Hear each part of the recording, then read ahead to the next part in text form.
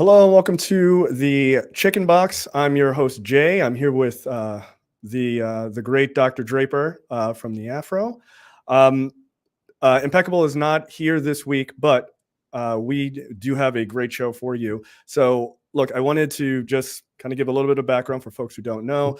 The Afro is a family-owned and operated newspaper or media company at this point. For 132 years, the oldest Black-owned newspaper in the country, which is pretty remarkable, especially in these times. A very unique voice that needs to be heard.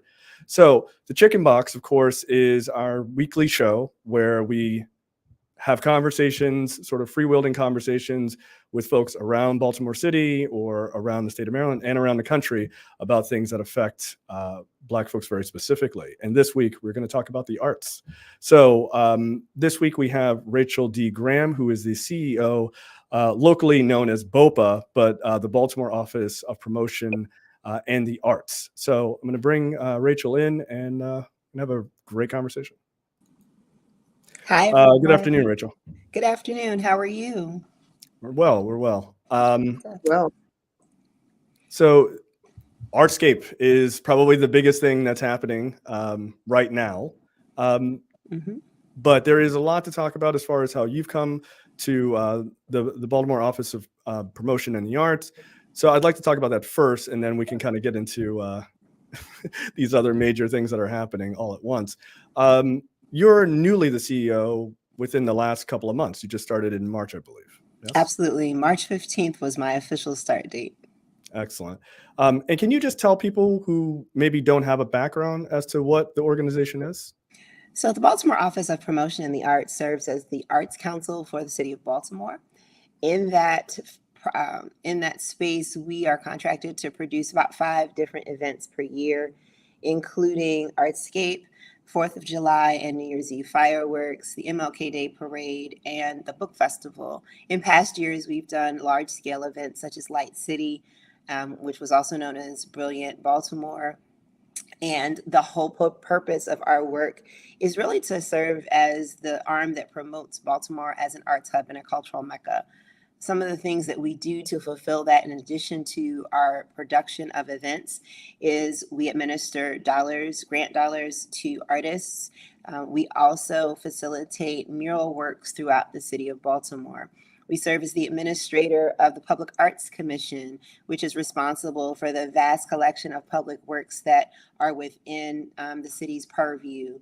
And we also are home to the film office, which a lot of folks feel is an ancillary thing, but film is, in the case of Baltimore, one of the strongest vehicles by which to convey what a place is all about. And it also encompasses several different forms of art in one space. So for me, it makes perfect sense. It's a huge economic driver and is an opportunity for artists in a space to really participate and earn a living wage in an art form that has really has the ability to craft the narrative and understanding of space and place. Okay. And that's just a little bit of what we do. Not bad. Dr. Draper, do you want to get in here? yeah, that's really a lot, Rachel. You said a little bit of what you do. How large of a staff do you have? So we have 23 full-time staff. Sometimes we have a few folks that we're bringing on board. We'll flex to about 25 to 27 staff members that are full-time. We have including our part-time staff, we have a full staff of 40. And then we bring on part-time staff and contract workers to implement Artscape. We do Art at Work, which is a community-based mural arts program, and things like that. So we can flex probably to a staff of about 75 to 80, wow, depending upon what time of the year we're in. Okay, and so you mentioned the number 40, which reminds me, this is the 40th time like that Artscape has been used in Baltimore. And because we have viewers from all over the world, not just all over the country, viewers from all over the world who watch the Chickenboxx, if they're not watching live now, and by the way, if you are watching live, hello, we're so glad to have you. This is a show where if you've been here before, we want your comments, we want your questions. Come and holler back at us and let us know what's on your heart and mind. That's why we call it a chicken box. Don't be a chicken, get on the box. And so welcome, welcome, welcome. We're glad that you're here. But Rachel, there may be some people who are watching it, as I said at the beginning of this long sentence, who don't. What is Artscape and what makes this? And when is it? What is it? When is it? And can you give us a little preview of what to expect? Maybe some people that are going to travel to Baltimore once you finish telling us what's in store for this 40th anniversary. And I think they should. Artscape is, as you mentioned, celebrating its 40th edition. On a technicality, this is not the 40th anniversary, it's the 40th edition. The first Artscape was hosted in 1982. It was a celebration of the completion of the construction of the Meyerhoff Symphony Hall. And it was an opportunity for the neighborhood in which Artscape is centered, which is Mount Vernon and Midtown Belvedere, to really celebrate arts and culture throughout the city. In 2017, that footprint expanded to include North Charles Street, which has now become this very vibrant space for all sorts of activations. So the festival will be held this year on August 2nd, 3rd, and 4th. In the past, it had been, I think, like the third weekend in July that it was typically held. And some decisions were made to change the date. I'm quite certain we will talk about that in last year at some point. But every form of art that you can think of in the city of Baltimore is celebrated. We host 4 different entertainment stages that will include genre of music stretching from punk rock to R&B, reggae, soul, and the like. We'll have a tribute to Baltimore house music. And as folks have heard, we have headliners on our main stage on all 3 of those nights. We'll be kicked off with Shaka Khan on Friday night. We have Sheila E. on Saturday, and we wrap up with the Wailers. But we also really want to highlight local talent as well. So we kind of use the national artists for folks that may be from outside of the city and haven't seen these artists or are looking for an opportunity to, enjoy a great concert by a national audience, to lure them into the city. And then we feature local talent as well. So Joy Carter, who is a very well-respected performer here in the area, she will be joining us on Saturday. She will opening for her on Saturday will be Camille, who is an artist out of Columbia, Maryland. On Sunday, Navasha Dea will be on stage, as well as a Trinidad Tobago steel pan orchestra. And so that's from the performing arts perspective. We have over 100 visual artists in our artist market. We have our lit and print tent, which will feature, prints and literary authors and the like. We'll have a dance performance in Meyerhoff that will feature CJ Phillips, who was just awarded a Tony.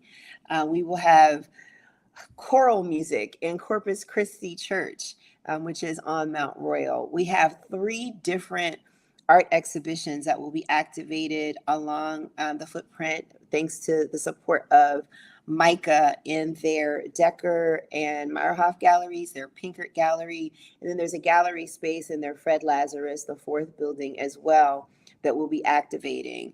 It takes up, I don't know what the contiguous block number is, but it stretches from Mount Royal up Charles Street and then over North Avenue to 20th Street, which is probably, if I'm counting correctly, I think it's about 7 blocks north on Charles, and then going northwest on Mount Royal, it extends for another probably 6 blocks. And it's almost a contiguous mega block of programming that celebrates all things arts and culture in Baltimore. There's food, there's beverage, there's all manner of things. I don't know if you said this certainly doesn't apply to food or beverage, but did you let people know that it's free? Oh, well, yes, it is. Absolutely. Well, let me start from the beginning. It is America's largest free arts festival. Okay. So, we do encourage you to support all of the artists that are selling their paintings and their wares and the like, but it is 3 full days of entertainment that is absolutely free. And you said it's America's largest arts festival, right? It is America's largest outdoor arts, actually America's largest outdoor free arts festival. Okay, I you have got that, Jay? many memories of Artscape over the years. So You great. do. Yes. And we hear that a lot. There, you know, one of the things, there's a promotion that we're doing right now on Instagram called Artscape 40.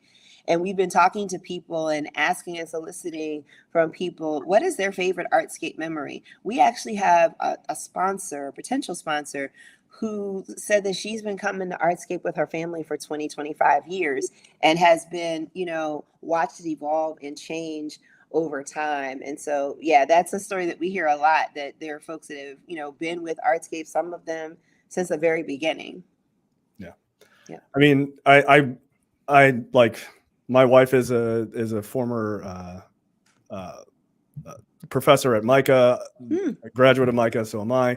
So it's, you know, like Artscape is such a huge part of the city in general, but just it is built into sort of that fabric of the art scene, and it's very cool that it, you know, partially came out of, you know, building up that area and you know, the major art colleges there and everything else. So for folks who've never been, Artscape is a uniquely it's a unique festival in and of itself, but it is a very uniquely Baltimore thing too. So it's absolutely, just, and we try to make we try to make sure that we are supporting local artists and local vendors and local businesses as we do this work to keep it truly Baltimore centric and a reflection of the amazingness that is Baltimore. And, you know, the way I've really been able to describe it to folks, it is kind of the culmination of a year's worth of all the work that we focus on here at BOPA in promoting Baltimore as an arts hub and a cultural mecca.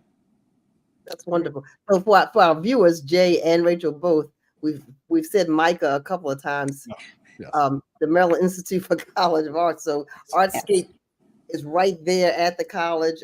As Rachel said, it spans so many blocks and encompasses so many people. Rachel, how many people do you anticipate will come through on the weekend? Oh, that's going to be an interesting thing. If past activations this year are any indication, so this year for the 4th of July, which is one of the celebrations that we produce in partnership with the city and the Baltimore Symphony Orchestra and Waterfront Partnership, it was the largest crowd that had been seen at a 4th of July fireworks since pre-pandemic. And it was hot that weekend. And that was one of the things that folks have been very concerned about, is that, you know, we are experiencing really a warm summer, to put it mildly. And so if we stay true to that, we could be back at some of our pre-pandemic numbers. So, you know, last year the rain got us. But in the past, the crowd has been between 150 to 350 people, depending upon, you know, how things. 150,000 people, right? Yes. 150,000. I'm sorry, 150 to 300,000 people across all 3 days. Across all 3 days. So don't be concerned. And it's a big footprint. It's not like you're squished together. It's a very large footprint. The way we've structured things this year is that, you know, both of those kind of arms of the footprint, both Mount Royal and Charles, have activations of artist markets and food and beverage purveyors with city services and programming kind of at the apex, at that V point right there. And so the way we like to look at it is, if you don't get it in the first day, come back and try again the second day. And then if you still haven't gotten it all in, we've got 3 whole days for you to enjoy. I would like to also point out, for folks that aren't from Baltimore, aren't in the Baltimore area, it's conveniently located right near Penn Station. And so it is easily accessible, both from points north and points south. We are, you know, right there at the light rail. So if you happen to decide to catch a flight and then jump on the light rail and get off and come to Artscape, you can do that too. But yeah, I think it's very well located. And it's just an amazing space. I would be remiss if I didn't also point out University of Baltimore, who's also a partner of ours, is right there in that area as well. And so that the educational community in the area, as well as folks like Johns Hopkins University of Medicine, Kaiser Permanente, and the like, our lead sponsor, Whiting Turner, as well as the Maryland State Arts Council, the National Endowment for the Arts, and of course the City of Baltimore are all huge supporters of making this happen every year. And we're a media sponsor. The Afro is a media sponsor. And Afro is a media sponsor. I am very excited and happy that we were able to do that as well. Yeah, we are happy about that as well. And it sounds like you would not drive down to Artscape. So, or is there parking? So here's the thing. Driving, we try to encourage people to not necessarily drive. We do have parking space that is available, and the map that's going to show all of those things should be going live this week. We have a number of spaces that are available for folks to park, but it just makes more sense. Use public transportation. I know we're trying to get public transportation improved in the area, but it is, if you were to get on the subway, you get right off at State Center Cultural Center. There's a location there. You can, again, take the light rail, from, if you're coming from Lutherville to Monium, it comes that way, or you're coming from downtown. You can jump on the MARC train if you get on, and, if you're coming from outside of Baltimore, or if you're coming from West Baltimore Station, you can get on the MARC train, take that right into Penn Station. And then there, of course, are buses, although they'll be diverted, that will be a great way to access the footprint as well. Okay. So you gave us the dates. How about the time? Did you tell us the time? Didn't tell you the times. So we start on Friday at 5 p.m. There was conversation about a 12 p.m. start on Friday. And I'm like, no, let's push that back to a cooler part of the day, avert some of, the traffic concerns. It'll also give folks that are working on Friday, to maybe get off a little early and make their way before things get a little hectic. We start on Friday at 5, and then on Saturday and Sunday, we start at 11. And festivities go until 10 p.m. on Friday and Saturday, and we wrap up at about 5 p.m. on Sunday. Excellent. Yeah. Rachel, I have a question. You had mentioned sort of this idea, and we can kind of extrapolate out from just Artscape, but you had mentioned, you guys work really hard to sort of promote a lot of local artists at Artscape. Obviously, I have a number of pieces in my house from your. I put aside my spending account for Artscape as we were vetting all the folks that were being, wanted to be a part. I started putting dollars away. Yeah, it's like, can you just hold this for me, please? So from that, the idea of promoting local as well, the organization in and of itself, there are lots of sort of smaller neighborhood to neighborhood local art organizations, right? In Cherry Hill or where have you. Is there a desire or a method that you guys are looking into to sort of help amplify those, kind of not bring them under one umbrella, obviously, because they're individuals for reasons, but to sort of just amplify those voices for people who maybe don't even know in their own neighborhoods, or you're from other neighborhoods and want to kind of look into that? Do you guys have plans to do that, or is that something you're working on? So I can tell you, specific to Artscape, one of the components that was added, if not just last year, maybe the year before, was this concept of Artscape in the neighborhoods. Okay. That's an opportunity for any type of arts-based activities that are happening during the weekend of Artscape to be featured on our website for us to promote as well. That activation has actually expanded to this year, us actually co-producing, along with West Baltimore United and the Department of Transportation, Imagination Aroused, which is a 2-day activation that is utilizing art and social interaction to really get thoughts around what happens with the Highway to Nowhere. It will happen at the West Baltimore stop. There's a stretch of space there where the Highway to Nowhere and the Red Line are being planned currently. And we're working in partnership both through funding support as well as logistical and production support to make that happen. On Friday, they have a number of activities where there'll be kind of this interaction engagement with community. And then on Saturday, there is a concert that will be happening. I don't have those details right in front of me. Sure. We are posting them to the website. And so that's what we currently do specific to Artscape. It would be great if we could expand that because we know art happens all through the week. If we could look at expanding, highlighting things that happen from weekend to weekend, so that is an encouragement for folks to really make a week of just being in Baltimore and enjoying community. That's like purely aspirational right now, but that's something I would foresee us doing going forward. On an ongoing basis, we are in partnership with the arts and entertainment districts throughout the city. Now, I always keep things transparent and direct. Those relationships really need to improve because in the past, there has been kind of this rub, and I think this may be what you're getting to, is that we're this big organization. We go after dollars, and the way that we've gone about being in partnership really has the opportunity to be improved.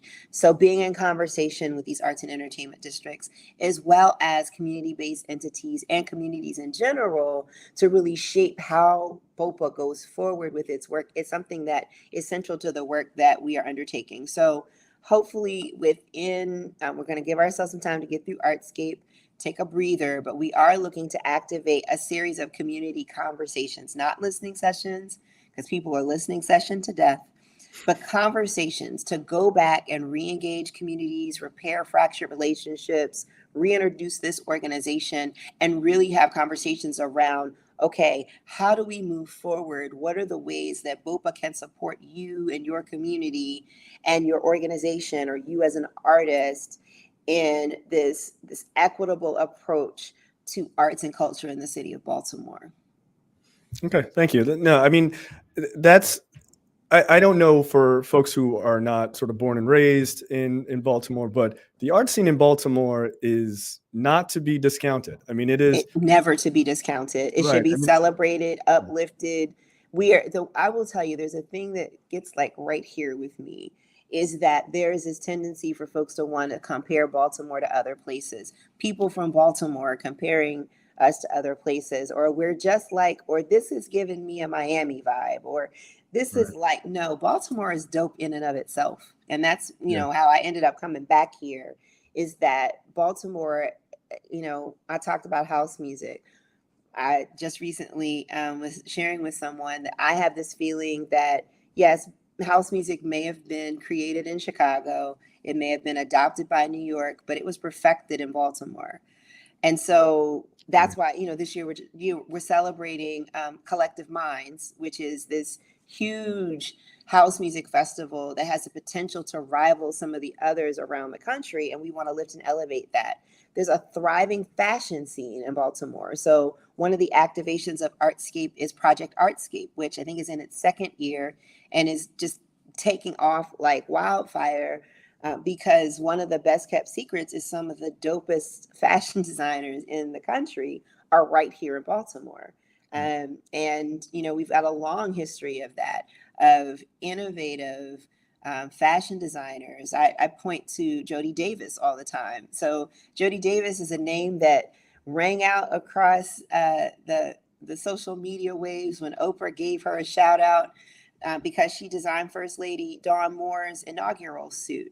And it was like, ooh, who's Jody Davis? Well, women have been going to Jody Davis for years with her shop right on Saratoga Street. And people nationally just don't realize that that's always been a thing here. And so I had to jump in. I get excited when I talk about this amazing, you know, we've got writers, we've got all of it, like literally all of it is here in Baltimore. And it's just a story that deserves to be told.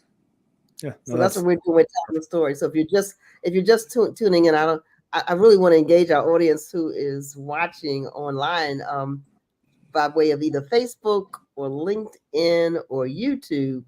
Tyrone Taborn, thank you. We see you. Hey, Laura Bird, I saw you were on earlier. So if you're watching us on one of those platforms live, put your name in. Let us know where you're watching from. We're talking about the arts, and particularly Artscape, but the arts in general in Baltimore. We want to know that you're with us. So we're glad that you're here. And so welcome, welcome, welcome. I want to go back a little bit because we said this really, you said it really quickly, Rachel. And we're all from Baltimore, so we could talk Baltimore forever. But you mentioned the highway you mentioned the highway to nowhere. Yes. And some of our viewers may not know what that is. You want to tell us what that is? Yeah. So go ahead. So the highway to nowhere was a effort that was a part of the urban renewal strategy of Robert Moses, who is infamous for deploying these highway structures that bisected urban entities, and with the sole intent, I mean, on the surface, it was expedited access to city centers for suburbanites. But he is quoted, and I don't know the quote specifically, but it was to eliminate kind of this vitality of Black-owned businesses in these specific spaces. It's Highway 40 here, if I'm not mistaken. Mm-hmm. It cuts through West Baltimore.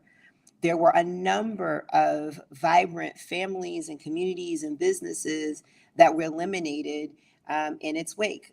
Reverend Draper, Dr. Tony, I know that you know this because of the connections that your organization has with this space. And so what has happened, and it's interesting because I actually moved here from New Orleans, and we were another one of those cities where the I-10 Expressway cut through Treme, which is the oldest contiguous Black neighborhood in the country. And the impact was that there were businesses that were erased from the environmental perspective. It took out these beautiful tree-lined medians, which helped with environmental issues in the city and introduced car traffic that was going through them. And so currently, there has been a major financial commitment from the federal government to undo the injustice that was done. And there's some conversation around, well, what should it look like? My understanding is that the red line has now been approved, that it will be light rail, but then there's conversation around, okay, but what do you do to help try to repair the harm that was done? And so it's called the Highway to Nowhere because it quite literally goes nowhere. It doesn't. It was originally, if I'm not mistaken, this was kind of where Barbara Mikulski kind of came to national light because she fought the Highway to Nowhere. Highway 40 was supposed to cut through her neighborhood in Canton, and all of her 4'11" self said absolutely not, and was a part of stopping that. But then it took further advocacy to stop it from continuing on. And so, I live in the Midtown Belvedere area. If I'm going to the airport, I go under the Highway to Nowhere all the time, and it's just this very curious piece of construction that has really ripped a hole in the soul of the city. Yeah, it's only about a mile long, a mile and a third long. It was supposed to help people exit downtown without having to go through the neighborhoods to connect. So they would never 40 with 70 and 95 and 83, and took about I think it's about 1,000 or so homes. And It's a highway to nowhere because it's a little strip that goes nowhere. It just stays. But it was successful in honestly destabilizing an entire neighborhood. Oh, the whole neighborhood. It just uprooted the Black community, took people's houses under eminent domain, displaced families, destroyed neighborhoods. And, that's what, 50 some odd years ago. Go ahead, Jay, you were getting ready to say. No, I was just, it's hard to imagine unless you see it, or like an aerial shot of this idea. It's like, no, but surely it the highway to nowhere is just, that's just hyperbole. It really isn't. It's the most bizarre thing. And then when growing up, I always thought, well, why is this even here? It's so strange. And then you start to understand the history of it. And again, we are far better citizens when we have history and nuance and context of the things around us. And sometimes it doesn't even seem like this would be that big of a deal. It just seems like a bad engineering idea, but it's very purposeful, right? So, and these are the kind of things I'm glad to see that Baltimore City, after all these years of people saying, what is the point of this, actually now working to do something with it that makes sense for the There's community. Actually, and Pastor Tony, you know about this, there's actually a short doc that I've seen it. Sean Yoes has put together, and that was my introduction to Highway to Nowhere. And Robert Moses, like I said, he is known as the father of urban renewal strategies. It's a short doc now. There are efforts to expand it because there's so much more of the story to tell, absolutely by design. But there's so much more of the story to tell. And that's why, when we were approached by the mayor's office and the Department of Transportation to help support imagination aroused in this effort by West Baltimore United to incorporate art and civic engagement, for me it was a no-brainer, because it's definitely, personally for me, a story that deserves to be told. And I'm also a huge fan of leveraging art and public engagement response strategies. It's something, in my previous life with the Reginald F. Lewis Museum, we actually employed doing one of our art exhibitions, and then we took that out to AFRAM, where we had an exhibition called The Imaginarium, and it asked this question: in the future, Black people will ... because we as Black folks have a tendency to be in survival mode, and intentionally in some spaces, thoughts of the future were things that we were discouraged from doing. And so really giving Black folks the opportunity to think about what the future can and should look like for them in this artistic display. There were these huge boards all over Druid Hill Park, and we had 3 of them, and I think we filled them up in like the first day and a half, because people were so excited to be engaged in like this public art execution that then helps with placemaking discussions and the like. Thank you. Yeah, I'm extremely fascinated and encouraged by people sort of going back and trying to right these historical wrongs. Absolutely. Yeah. A lot of people may know this by name, Jones Beach, right? Yes. That's another Robert Moses great idea. So this idea, as Tyrone Taborn says in our comments, an accident is one city. This happened in countless cities, and that is correct, right? Absolutely. And it's documented that he was very clear what his reasoning was for the work that he was doing. Yes, absolutely. I think there's a book about him called Power Broker, I think it is. Yes, there is. So I'm going to add that to my list of many things to read, because that sounds incredibly interesting. If you read that in conjunction with Not in My Neighborhood, which I have that book. Is required reading. Anyone who wants to do work in the city of Baltimore, especially equity work, you need to understand around the intentionality of how things came to be. Yeah, absolutely. Context. Yeah, and it's really an environmental injustice issue. Absolutely. And, context matters. And even in the political environment, we're not going to go into the political environment, Rachel. We're not going down that road. But in this environment that we're in now, it is still environmental injustice that we can talk about, and in relationship to the arts, because when you quench creativity, when you uproot communities, when you take arts education out of schools, this part, that part, snaps, that right there. For the for the pipeline for the next Jay Jackson to come out of Micah, right? Or whatever artist. When that happens, then it's a stifling. It really is a racism issue.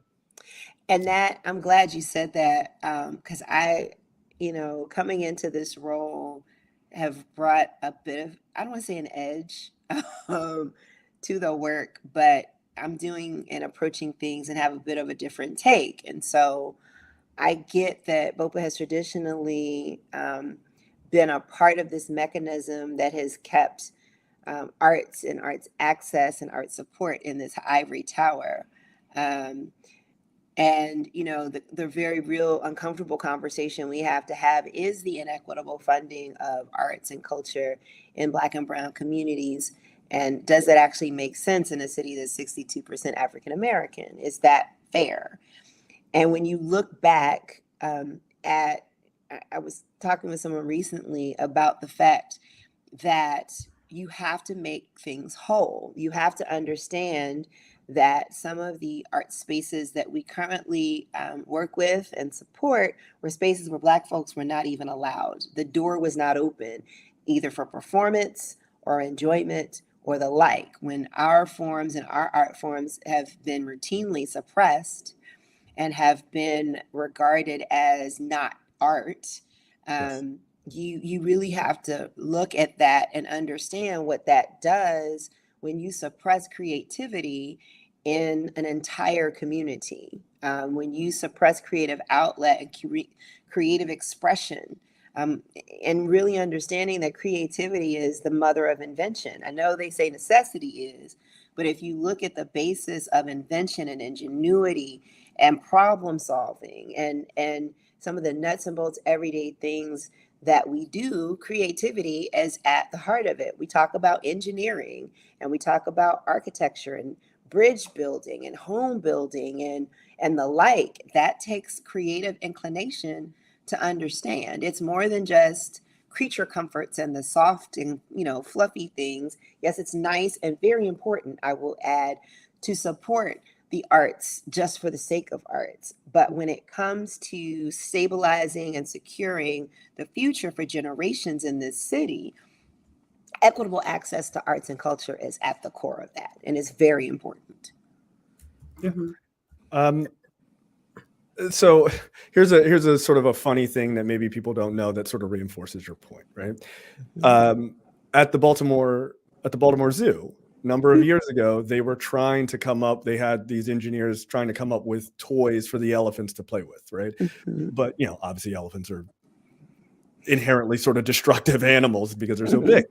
And they hired a number of engineering firms to kind of build these things, and all of the toys broke.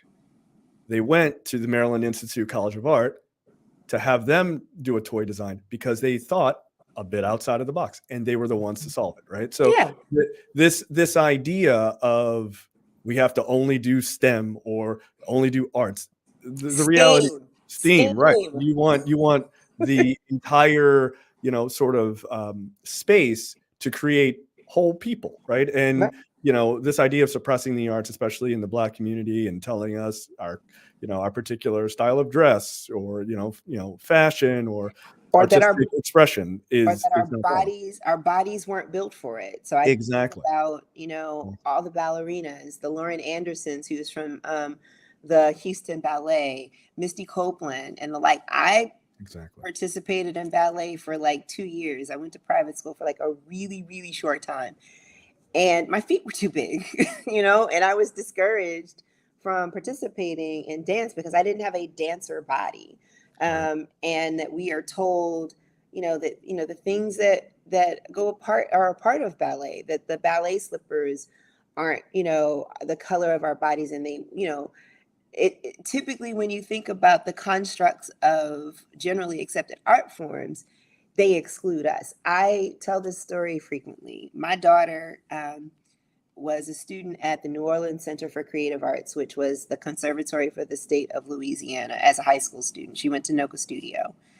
And her performance audition piece was from The Wiz. And she got in and she became a musical theater major in high school. And she had her musical theater director, the director of the department, explained to her that he had never seen The Wiz and did not, they always talk about the golden age of musical theater, and none of it reflected the role of Black vaudeville or Black productions at all. And it was a really frustrating thing to her. And I told her, I said, don't get discouraged, just get educated and change the game, to make sure that folks understand a lot of the art forms that are incorporated and have been co-opted came from us. That's why, I am not a huge country music fan, but I love Beyonce's new album just because of the reclamation of our space in country music and reclaiming the banjo and reclaiming all of these things that we brought to the culture. And it's not to discount our fellow other brothers and sisters. Yes, their contribution is important and their art forms are important, but for years, for centuries, we and our creativity were suppressed. And so, yeah. Yeah, no, look, I was going to ask you, we were going to sort of wrap up and put you, allow you to get on the box and speak your truth. That was perfect. So I'm going to let you do it again and go a little bit further. Sure. So I will, Rachel, I will put it to you. What we normally do at the end of the episodes is we allow you to sort of stand on the box. Tell us what you want to say. We're not asking you any questions. Tell us what you want to say. So you can just expand on that last part because you were like going in, which I love. Oh, wow. So I mean, tell people what they need to know about your organization and your perspective on, Black art and culture. Right. So first and foremost, I always have been, I've been faced with the question around, is Bopa okay? What's going on over there? And my response is soundly, we're fine.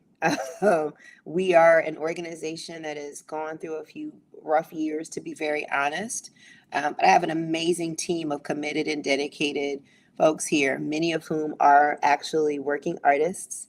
So they have two jobs, and they are fiercely committed to this city and the arts and cultural community that we are both embracing and are responsible for promoting and shedding light to both internally and externally.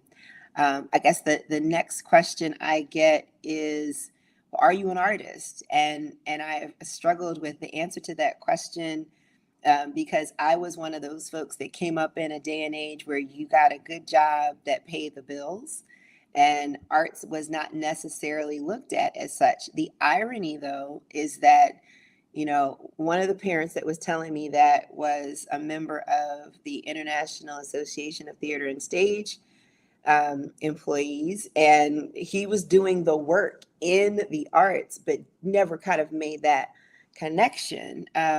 But just looking out for my best interest, and so never really actively pursued some of the art forms that I was inclined to. So at one point, I sang. I was in the choir all the years of high school and still love to sing. Have actually been on an album with some friends as a background vocalist.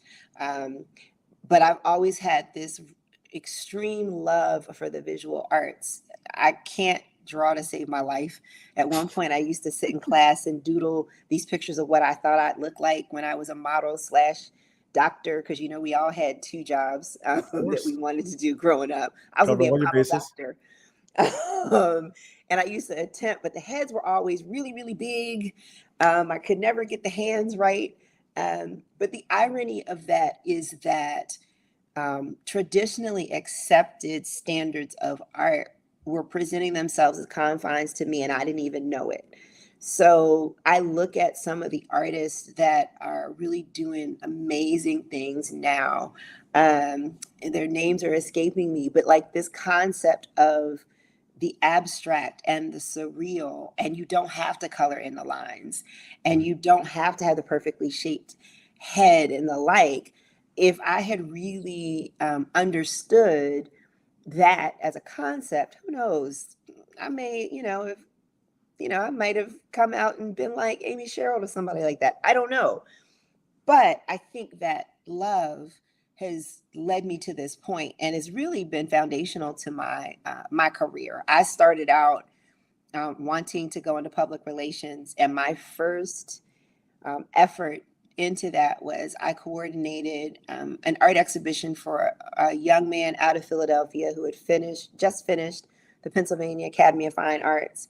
Put him together with a friend who I knew had an art gallery, and we did his first solo show. First night out of the box, sold 2 paintings.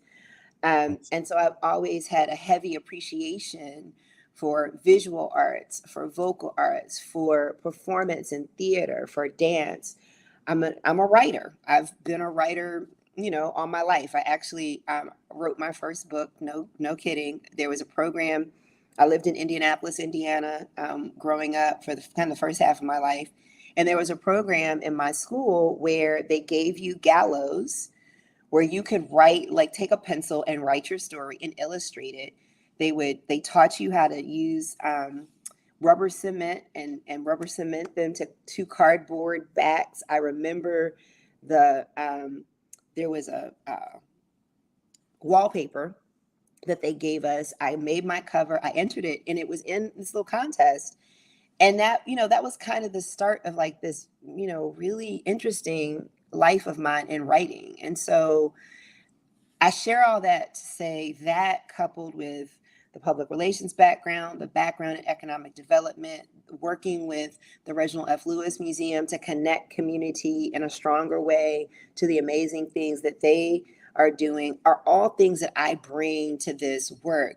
But it's all grounded and rooted in this very strong commitment to the need for community engagement. I have, as I shared, I lived in New Orleans for about 8.5 years.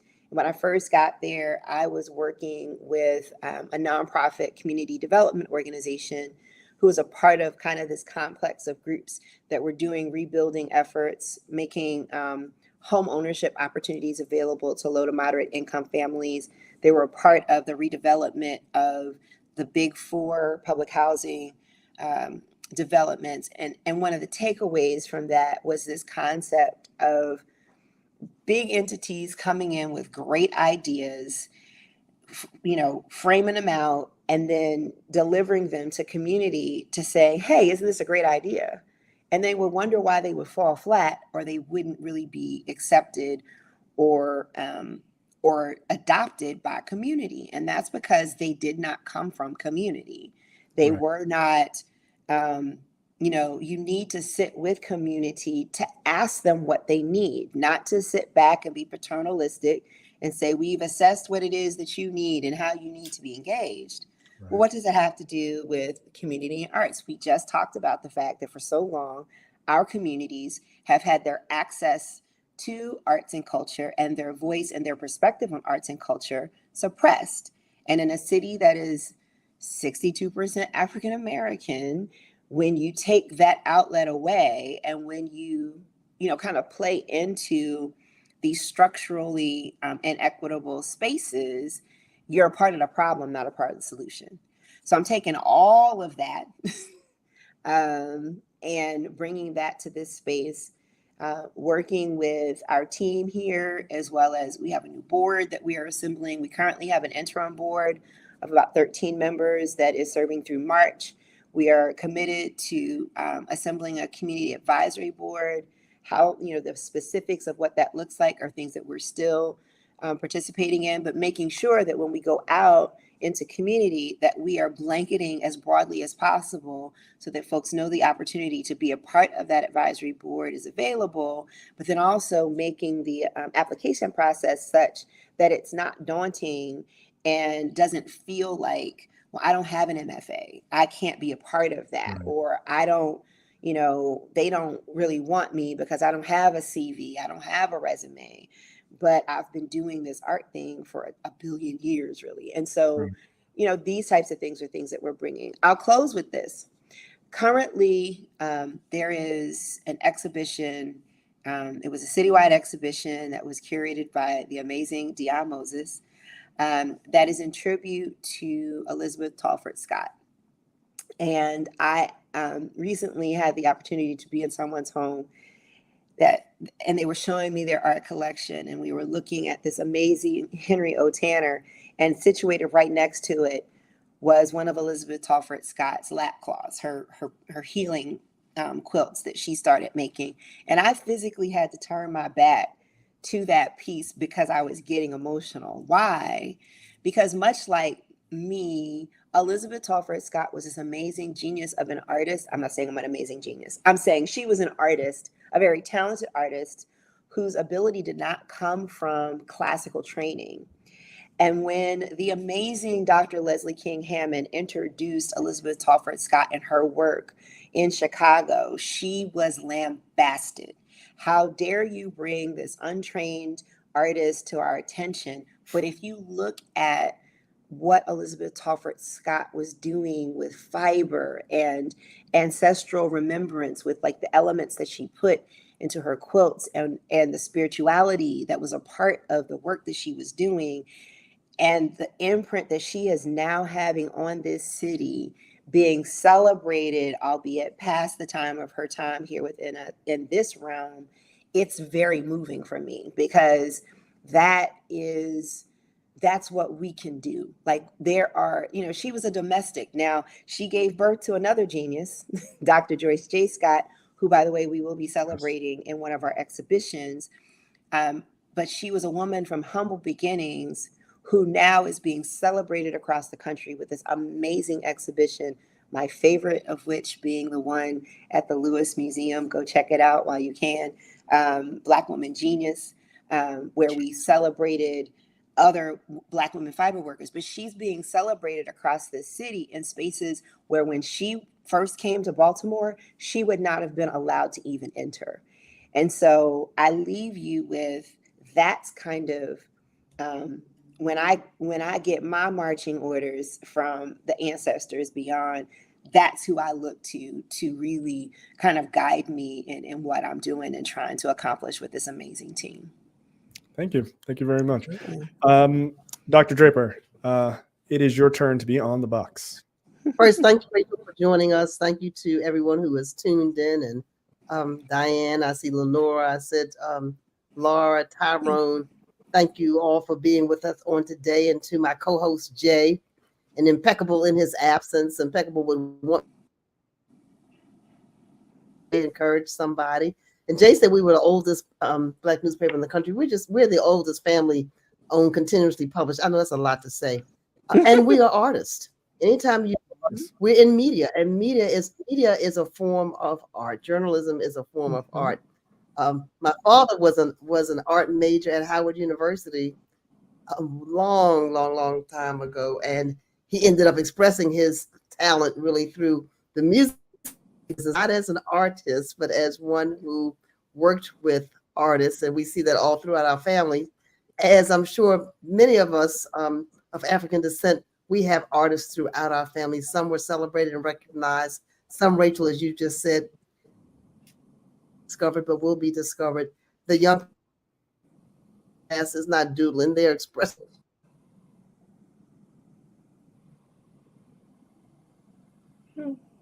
I think we may have. Yeah, I think I froze for a moment. You did. You're good now. You're about good. that. It's okay. Keep going. Now, I'm good now. And so a lot of people don't know this about me, but I've been writing for when I say a long time. I told someone recently that I have a 6th grade teacher. She's deceased now. About 5 years ago, she said she went into her treasure chest, that's what she called it, and pulled out student papers from the 6th grade. I don't want to even tell you all how long ago that was. And she mailed me my story that I wrote about Elsbeth. I don't even know where I got the name from. Elsbeth, the peasant girl. So, oh wow. so and so I guess while I'm on the box, I just want to say to parents, if you're watching, educators, if you're watching, and we do have arts education in our Baltimore City schools.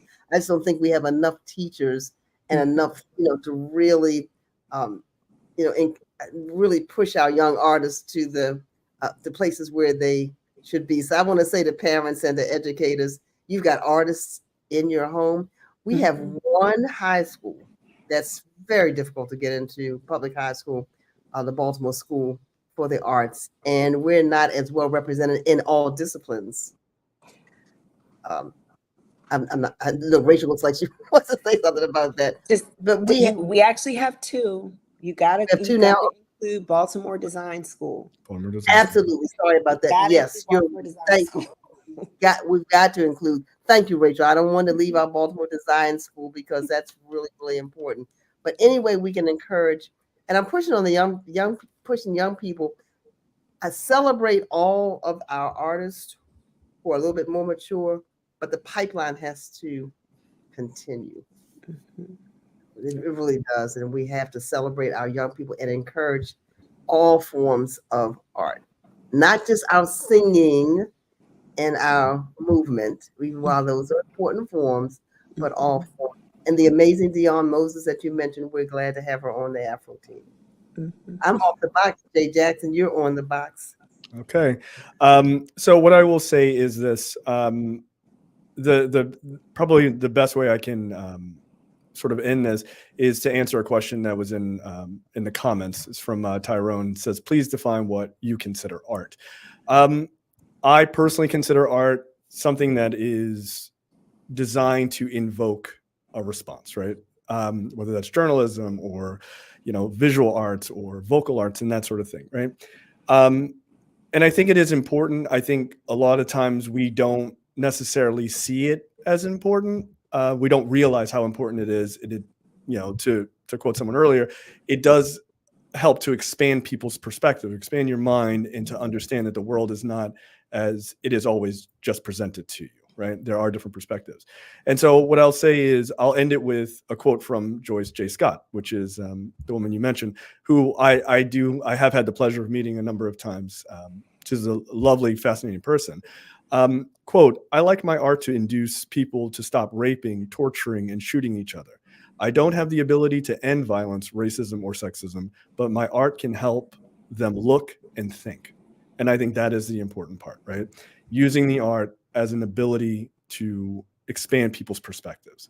And I appreciate the art scene in Baltimore. It is unique and it is wonderful, and it is everything that Baltimore is, all wrapped up together.